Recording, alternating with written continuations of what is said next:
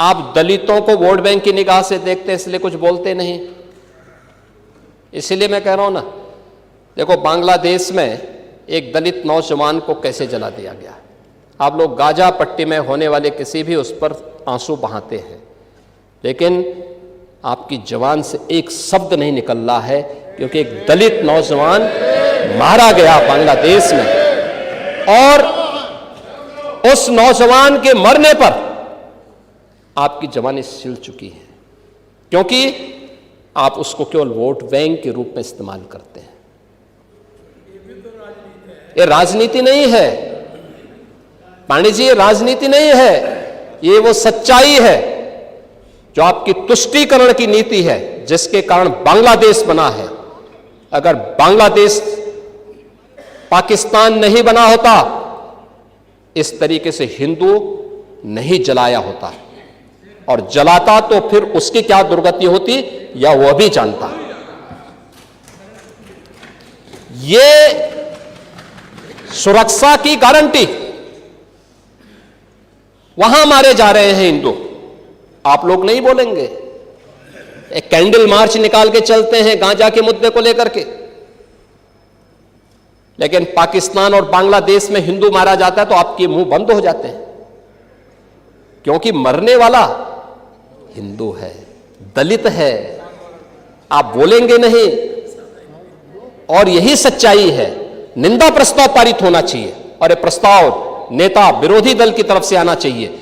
इस घटना की हम भर्त्सना करते हैं, और बांग्लादेश सरकार को इस बात की चेतावनी देता हूं, और इसीलिए हम कह रहे हैं, नोट करना, ये चीजें होनी चाहिए, और हमारा भी प्रयास होना चाहिए।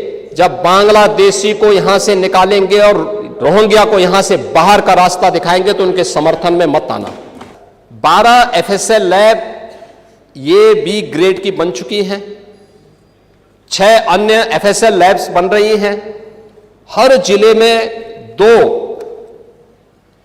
फॉरेंसिक वैन हम उपलब्ध करवा चुके हैं एविडेंस कलेक्ट करने के लिए, और इस पर कार्य हो रहा है। सेफ सिटी के लक्ष्य को हमने प्राप्त किया है, इस पर कार्य हुआ है।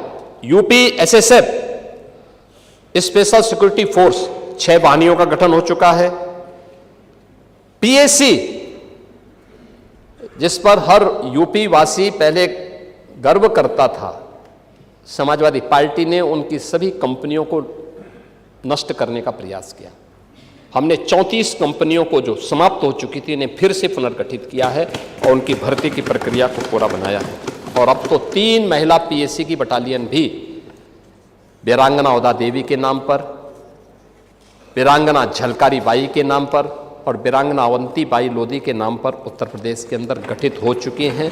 इन पर कार्रवाई आगे बढ़ चुकी है, और इसीलिए उत्तर प्रदेश अब ये नया उत्तर प्रदेश है। ये सब करने का परिणाम, आज देश का कुल मोबाइल फोन का जो भी प्रोडक्शन होता है वो यूपी के अंदर बन रहा है। 55% यूपी के अंदर बन रहा है।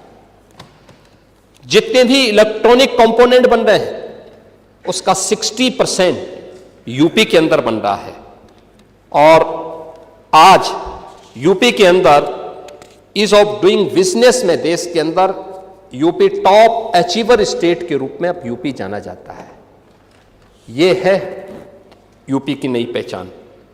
आज राष्ट्रीय शिक्षा नीति, skill India, startup India, stand up India, ये युवाओं की स्किलिंग के लिए और युवाओं को बेहतर भविष्य देने के लिए प्रभावी ढंग से सरकार के द्वारा इसे आगे बढ़ाया गया है।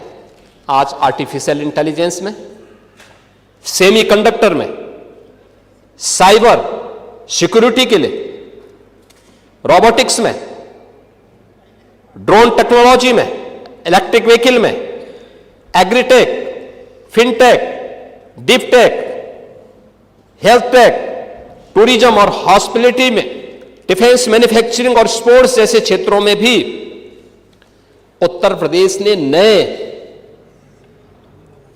गंतव्य प्राप्त किए हैं और तेजी के साथ उत्तर प्रदेश अब आगे बढ़ चुका है। महोदय, यूपी के अंदर जो प्रयास प्रारंभ हुए, यूपी जैसे राज्य में इतनी फर्टाइल लैंड, इतना अच्छा जल संसाधन, लेकिन टेक्नोलॉजी नहीं देते थे, अच्छा सीड नहीं देते थे। कल किसान दिवस था,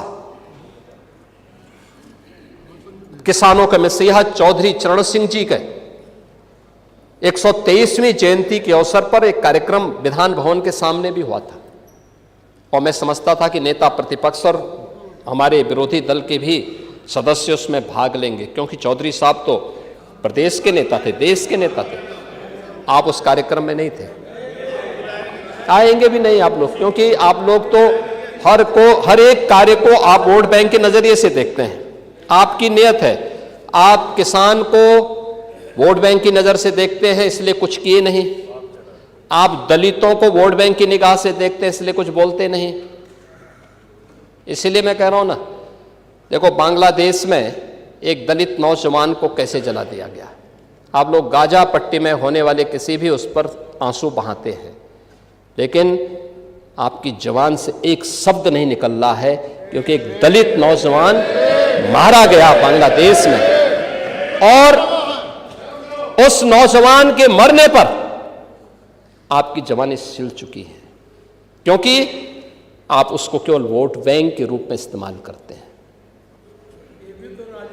ये राजनीति नहीं है पांडे जी, ये राजनीति नहीं है, ये वो सच्चाई है जो आपकी तुष्टीकरण की नीति है, जिसके कारण बांग्लादेश बना है।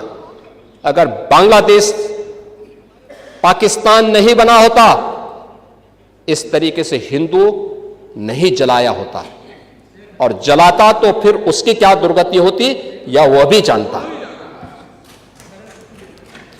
ये सुरक्षा की गारंटी, वहां मारे जा रहे हैं हिंदू, आप लोग नहीं बोलेंगे। एक कैंडल मार्च निकाल के चलते हैं गांजा के मुद्दे को लेकर के, लेकिन पाकिस्तान और बांग्लादेश में हिंदू मारा जाता है तो आपके मुंह बंद हो जाते हैं, क्योंकि मरने वाला हिंदू है, दलित है, आप बोलेंगे नहीं। और यही सच्चाई है। निंदा प्रस्ताव पारित होना चाहिए, और यह प्रस्ताव नेता विरोधी दल की तरफ से आना चाहिए कि इस घटना की हम भर्त्सना करते हैं, और बांग्लादेश सरकार को इस बात की चेतावनी देता हूं। और इसीलिए हम कह रहे हैं, नोट करना, ये चीजें होनी चाहिए, और हमारा भी प्रयास होना चाहिए। जब बांग्लादेशी को यहां से निकालेंगे और रोहिंग्या को यहां से बाहर का रास्ता दिखाएंगे, तो उनके समर्थन में मत आना, क्योंकि उनमें से बहुत सारे लोगों के वोट आपने बनवाए हैं, उनके बहुत सारे लोगों के लिए आधार भी बनवाने का पाप किया है आप लोगों ने। इसलिए इन चीजों को ध्यान में रखना, और एक एक चीज की स्क्रीनिंग होगी, बहुत प्रभावी कार्रवाई करेंगे। हमारे ही देश में रह करके हमारे लोगों के खिलाफ अपराध, और वहां पे निर्दोष हिंदुओं पर अत्याचार करोगे, निर्दोष सिखों पे अत्याचार करोगे, ये स्वीकार्य नहीं हो सकता है। और यही आप करते हैं कि किसानों के बारे में भी आपका आचरण यही है। कल देखिए, शाही जी ने चौधरी चरण सिंह सीड पार्क का भी जमीन आवंटन का काम प्रारंभ कर दिया। अच्छा, किसान को अच्छा बीज मिले, अच्छी तकनीक मिले, कम लागत में ज्यादा उत्पादन। आपके समय में क्या होता था?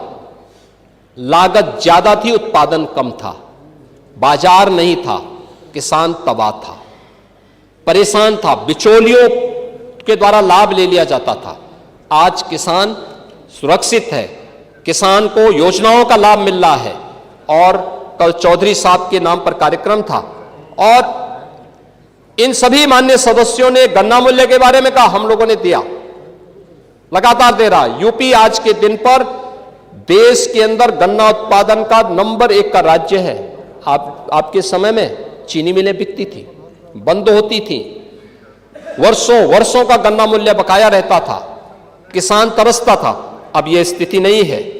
अब अन्नदाता किसान हमारे लिए वोट नहीं, वह सम्मान का पात्र है।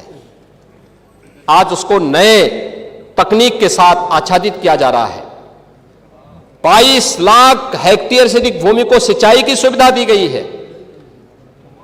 आप स्वीकार करें ना करें, लेकिन उस सच्चाई को जमीन पर देखेंगे तो ये चीजें आपको देखने को मिलेगी। और परिणाम क्या है? परिणाम है जो आपने 8% किसान विकास की दर रखी थी, कृषि विकास की दर, अब ये बढ़कर के 18% पहुंच चुकी है यूपी की कृषि विकास दर। एमएसपी के साथ ही डीबीटी के माध्यम से भुगतान करने में आज उत्तर प्रदेश देश के अंदर नंबर 1 स्थान पर है। आज यूपी उसका परिणाम है कि देश के अंदर कृषि योग्य